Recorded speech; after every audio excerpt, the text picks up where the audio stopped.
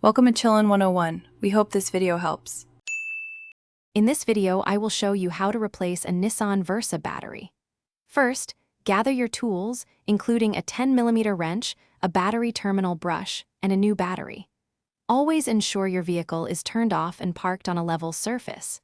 Safety is paramount, so please wear safety glasses and gloves throughout the process to protect your hands and eyes from acid or sparks. Now, let's disconnect the old battery.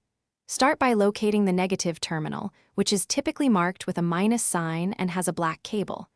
Use your wrench to loosen and remove this cable first. Then, proceed to the positive terminal, marked with a plus sign and a red cable, and remove it. Finally, unfasten the battery hold-down clamp that secures the battery in place. With the old battery removed, it's time for the new one. Carefully lift the old battery out and clean the battery tray and terminal connectors with your brush. Place the new battery into the tray, ensuring it sits firmly. Now, connect the positive cable to the positive terminal first, tightening it securely. Then, connect the negative cable to the negative terminal, also tightening it firmly. Before you're done, double-check all your connections to ensure they are tight and secure. Make sure the battery hold-down clamp is firmly in place to prevent movement.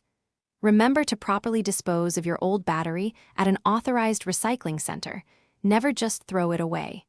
You might also need to reset your vehicle's radio or clock settings after the power interruption.